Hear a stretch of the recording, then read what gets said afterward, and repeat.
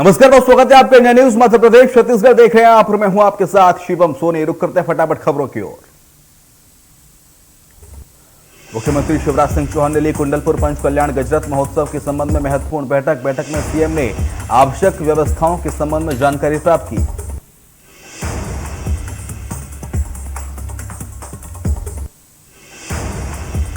आयोजित बैठक में मुख्यमंत्री के प्रमुख सचिव, ऊर्जा विभाग के प्रमुख सचिव समेत पीडब्ल्यूडी के अन्य अधिकारी भी शामिल हुए। वहीं बैठक में केंद्रीय मंत्री प्रहलाद पटेल, मंत्री ओम प्रकाश सकलेचा, पूर्व मंत्री जयंत मलैया वर्चुअली शामिल हुए।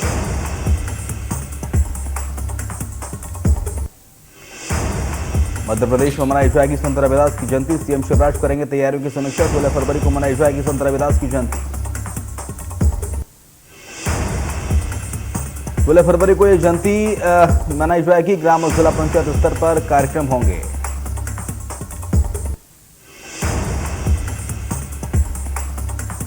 यूपी के झांसी दौरे पर सीएम भूपेश बघेल कांग्रेस प्रत्याशी के लिए कर रहे हैं चुनाव प्रचार।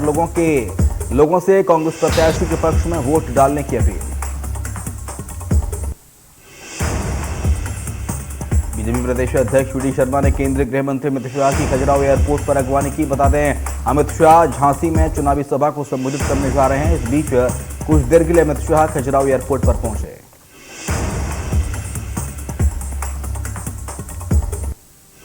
चिकित्सा शिक्षा मंत्री विश्वास पारंग ने कहा, कांग्रेस पर निशाना साधा। उन्होंने कहा कि कांग्रेस हमारी नकल कर रही है, ये उनका कोई राजनीतिक एजेंडा है।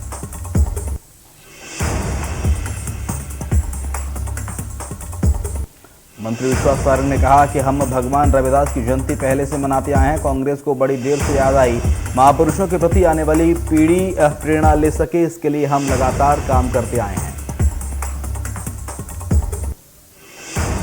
वहीं उन्होंने AIM प्रमुख असदुद्दीन ओवैसी के हिजाब वाले बयान पर कहा, ओवैसी केवल विघटन की बात करते हैं, वो जिन्ना की तरह बात ना करें। यहां जाति धर्म के विघटन की बात नहीं चलेगी। छत्तीसगढ़ में विधानसभा सत्र से पहले ही सूबे की सियासी फिजाएं गर्म हो गई हैं। 7 मार्च से 25 मार्च तक छत्तीसगढ़ विधानसभा का बजट सत्र होना है, लेकिन अभी से विपक्ष ने सत्ता पक्ष को घेरना शुरू कर दिया है। कोरोना की जानकारी देते हुए मंत्री सारंग ने कहा कि प्रदेश में पिछले 24 घंटे में 70,409 सैंपल टेस्ट किए गए हैं, जिसमें से 1,760 पॉजिटिव मिले हैं।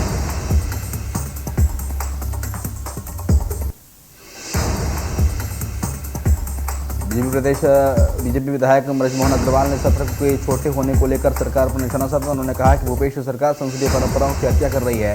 ये पहली बार हो रहा है कि मध्य प्रदेश और छत्तीसगढ़ के इतिहास में इतना छोटा बजट लाया गया।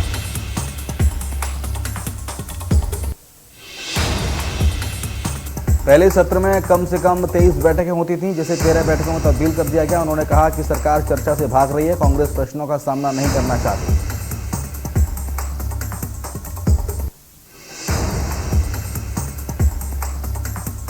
बिहार सरकार के पत्र निर्माण मंत्री नितिन नवीन कोरिया के प्रवास पर हैं, जहां भी बीजेपी कार्यालय में कार्यकर्ताओं की उन्होंने बैठक ली, जिसमें वो आगामी विधानसभा चुनाव में पार्टी की जीत के लिए कार्यकर्ताओं को दिशा निर्देश दिए गए।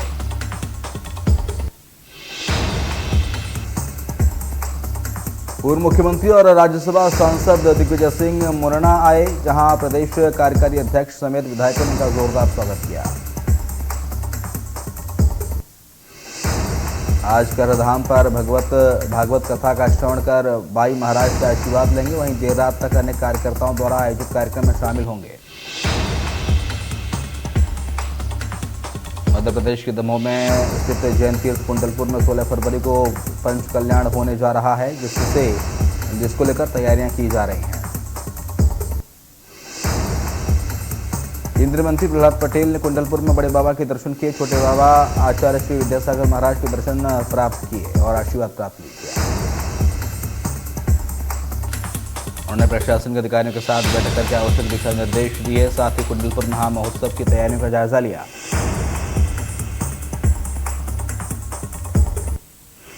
जबलपुर में बैंक ऑफ महाराष्ट्र ATM लूटकांड मामले में वारदात के 3 दिन बाद भी पुलिस के हाथ खाली हैं। लूट की रकम को लेकर अभी तक सस्पेंस बरकरार है। वैन ड्राइवर ने FIR में 6 लाख की रकम लिखवाई थी।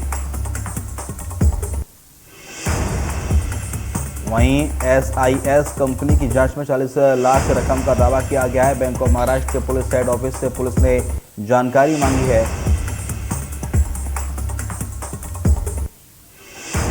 शुक्रवार दिन दहाड़े 2 हथियारबंद बदमाशों ने वारदात को अंजाम दिया था। अज्ञात बदमाश ने करीब 1 दर्जन से ज्यादा राउंड फायरिंग की थी। गोली लगने से गार्ड राज बहादुर पटेल की मौत हो गई थी।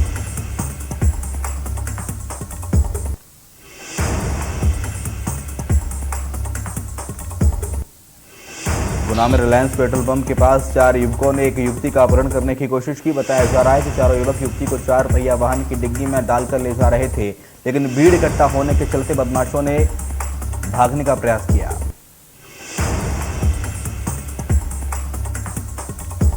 रायसेन जिले के बरेली नगर में बढ़ती चोरियों की वारदात को लेकर नागरिकों में काफी रोष है। नागरिकों ने बरेली थाने पहुंचकर ज्ञापन दिया है। ज्ञापन में मांग की है कि जल्द से जल्द चोरों को पकड़ा जाए।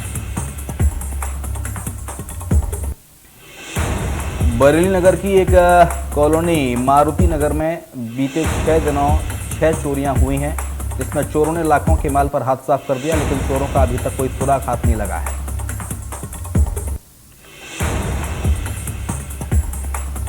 मुंगेली में सुबह के समय सड़कें कूड़े से पट जाती हैं। लोगों का गंदगी के कारण शहर की सड़कों में चलना दूभर हो जाता है। साल भर पहले स्वच्छ मुंगेली बनाने के लिए नगरपालिका के द्वारा लाखों की डस्टबिन खरीदे गए थे।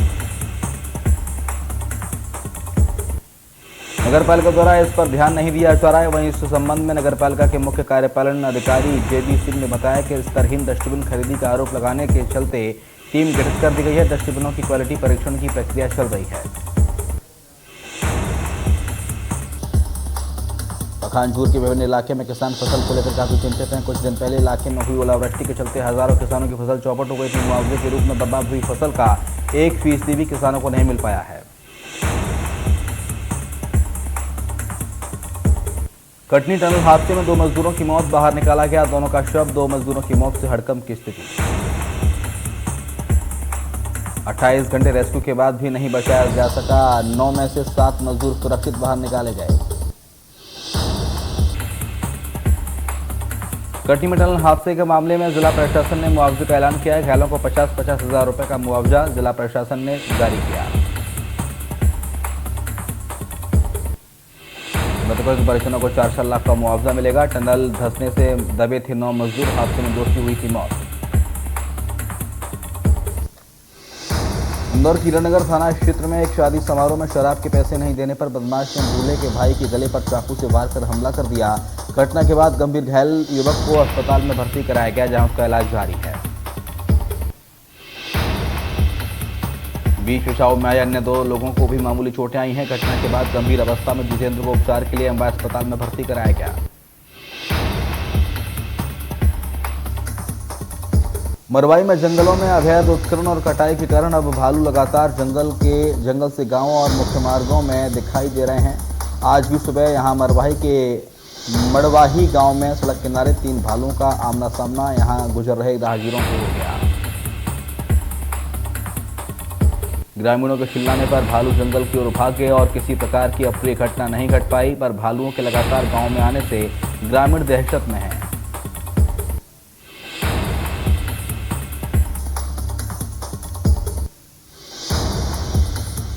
इंदौर के तिलकनगर थाना क्षेत्र की गोयल नगर में HDFC बैंक में देर रात कुछ बदमाशों द्वारा ताले तोड़कर अंदर घुसने का मामला सामने आया है। बताया जा रहा है कि बदमाशों ने ताला तोड़ने के बाद अंदर के कांच को भी तोड़ डाला। गनीमत रही कि बैंक के कुछ भी कैश बदमाश नहीं ले जा पाए। फिलहाल पुलिस ने मौके पर पहुंचकर पड़ताल शुरू कर दी है और बदमाशों की तलाश तेज कर दी है।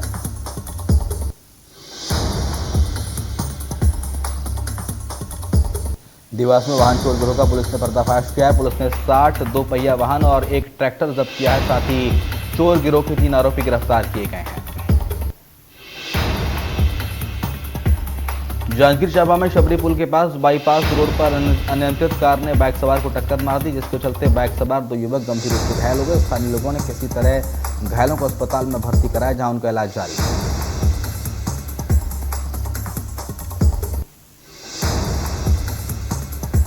डबरा में ड्राइवर की लापरवाही के चलते 3 व्यापारियों की मौत हो गई। बताया जा रहा है कि अचानक ब्रेक लगाने से लोहे की चादर तीनों व्यापारियों के ऊपर गिर गई। तीनों व्यापारियों की मौके पर मौत हो गई। घटना की जानकारी मिलने के बाद मौके पर पुलिस पहुंची और तीनों के शव को कब्जे में लेकर पोस्टमार्टम के लिए भेज दिया गया।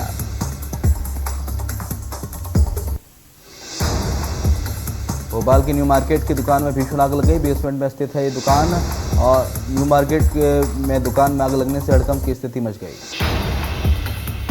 आग ने कई दुकानों को अपनी चपेट में ले लिया। फायर ब्रिगेड की टीम ने आग पर काबू पाया। सीधी में 3 महीने पहले ये हुए युवती के साथ गैंगरेप के आरोपियों को पुलिस पकड़ने में नाकाम रही। आरोपियों को पकड़ने में पुलिस को काफी मशक्कत करनी पड़ रही है। देवास से एक युवती का अपहरण होता है। अपहरण की साजिश रिश्ते में जीजा लगने वाले 3 आरोपियों द्वारा की गई। मामला मझौली थाना क्षेत्र का है। युवती को अज्ञात स्थान पर ले जाकर शरीर में ड्रग का इंजेक्शन देकर 6 आरोपियों द्वारा बारी बारी से गिरफ्तार किया गया। इतना ही नहीं, आरोपियों ने युवती का वीडियो बनाकर सोशल मीडिया पर भी वायरल किया।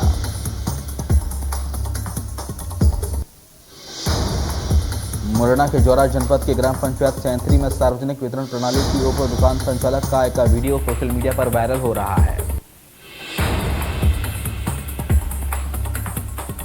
इसमें दुकान संचालक उपभोक्ताओं को राशन की दुकान पर बंदूक की नोक पर धमकाते हुए नजर आ रहा है। ग्राहकों को बंदूक के दम पर धमकाया गया। सैंथरी ग्राम पंचायत में कंट्रोल संचालक के द्वारा उपभोक्ताओं को राशन का वितरण नहीं किया जा रहा है। उनके राशन कार्डों को भी संचालक के द्वारा फेंक दिया गया।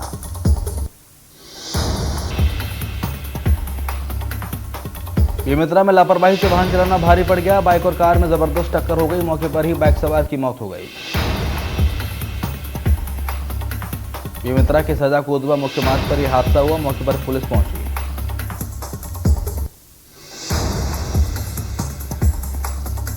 राजस्थान के सवाई माधोपुर में आरपीएफ के जवानों से भरी बस पलट गई। हादसे में 13 आरपीएफ के जवान घायल हुए। वहीं 20 आरपीएफ जवान उसमें सवार थे।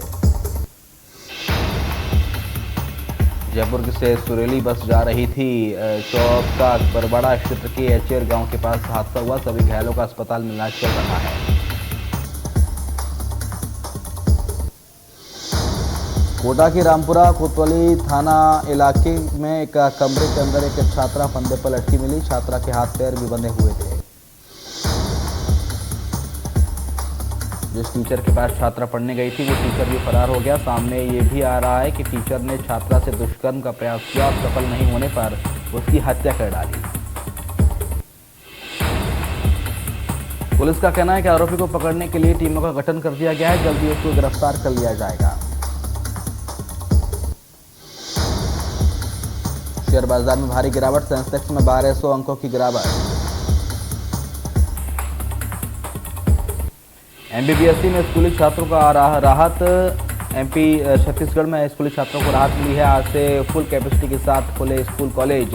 100% क्षमता के साथ चलेंगी कक्षाएं। कोरोना के गिरते संक्रमण को लेकर लिया गया फैसला। बच्चों को मास्क पहनना होगा अनिवार्य। स्कूल कॉलेज में एंट्री के समय सैनिटाइजेशन जरूरी। मध्य प्रदेश में 22 जनवरी से कोरोना पॉजिटिविटी रेट घटकर 13.47% से घटकर आज 0.250% हो गया है। मध्य प्रदेश में आज 1760 पॉजिटिव केस प्राप्त हुए और 4555 मरीज रिकवर हुए। सबसे ज्यादा छत्तीसगढ़ के बलरामपुर में 62 नए केस मिले। रायपुर में 56, दुर्ग में 53 नए केस सामने आए। इंदौर जिले में कोरोना के 155 नए मामले सामने आए हैं। 913 मरीज कोरोना से ठीक हुए। एक्टिव मरीजों की संख्या 1718 पहुंच गई है। संक्रमण दर पहुंची 1.72%। राजस्थान में कोरोना के मामलों में लगातार गिरावट जारी है। प्रदेश में पिछले 24 घंटे में 2177 नए मामले सामने आए। वहीं 7 मरीजों की जान गई।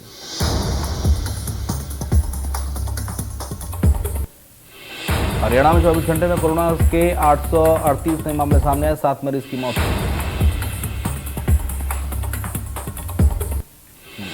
गुरुग्राम में 24 घंटे में कोरोना के 297 नए केस सामने आए, जबकि एक संक्रमित की मौत हो गई। उज्जैन में 300 से ज्यादा मरीज ठीक हुए हैं। फरीदाबाद में 24 घंटे में कोरोना के 51 नए संक्रमित मामले सामने। 140 मरीजों ने कोरोना को मात दी। पुलवामा हमले की 20वीं पुण्यतिथि आज 14 फरवरी 2019 को हुआ था आतंकी हमला। हमले में सीआरपीएफ के 40 जवान हुए थे शहीद। जम्मू कश्मीर में साल 2019 में पुलवामा आतंकी हमले में शहीद हुए सीआरपीएफ जवानों को प्रधानमंत्री मोदी ने श्रद्धांजलि दी। यूपी उत्तराखंड गोवा में आज वोटर्स कर रहे प्रत्याशियों की किस्मत का फैसला। यूपी के दूसरे चरण में 55 सीटों के लिए हो रहा मतदान। उत्तराखंड में 70 और गोवा की 40 सीटों पर वोटिंग जारी। मतदान की निगरानी के लिए चुनाव आयोग की ओर से 51 सामान्य पर्यवेक्षक, 9 पुलिस प्रेक्षक और 17 व्यय प्रेक्षक तैनात किए गए हैं। यूपी चुनाव के दूसरे चरण में कुल 23,404 मतदेय स्थल और 12,544 मतदान केंद्र बनाए गए हैं। कुल 252 आदर्श मतदान केंद्र और 127 महिला कर्मी मतदेय स्थल बनाए गए हैं। पीएम मोदी ने ट्वीट कर जनता से की मतदान करने की अपील, साथ ही रिकॉर्ड संख्या में मतदान करने की बात कही।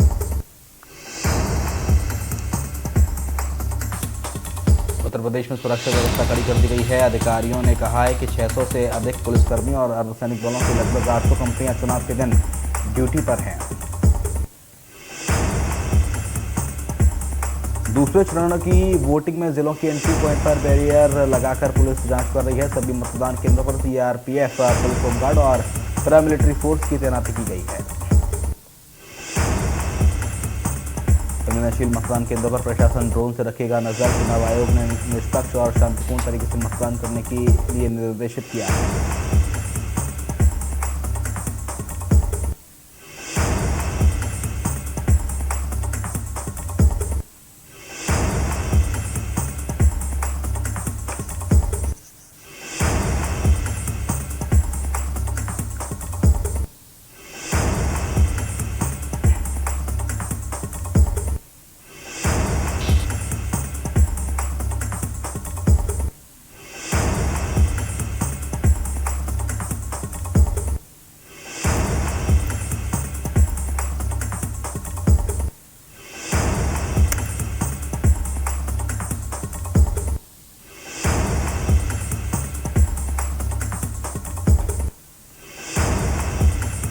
आंध्र प्रदेश के श्रीहरिकोटा स्थित सतीश धवन अंतरिक्ष केंद्र से पहले लॉन्च पैड से किया गया ये मिशन इसरो का इस साल का पहला मिशन है।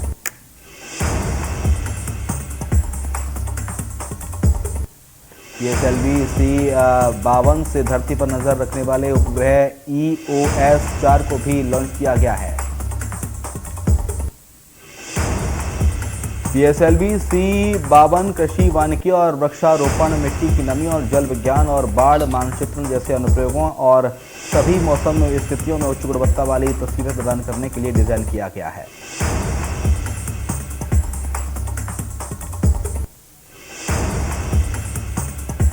IPL 2022 ऑक्शन में हर्षल पटेल को आरसीबी ने 10 करोड़ 75 लाख रुपए देकर खरीदा। पटेल 2021 में 32 विकेट लेकर आईपीएल के एक सीजन के सबसे ज्यादा विकेट लेने वाले भारतीय गेंदबाज। विकेटकीपर बल्लेबाज ईशान किशन शनिवार को आईपीएल 15 में 15 करोड़ 25 लाख में बिकने वाली आज के सबसे महंगे खिलाड़ी बने। आईपीएल 2022 की नीलामी में कोलकाता नाइट राइडर्स के मालिक शाहरुख खान के बेटे आर्यन खान इस बार भी शामिल हुए हैं।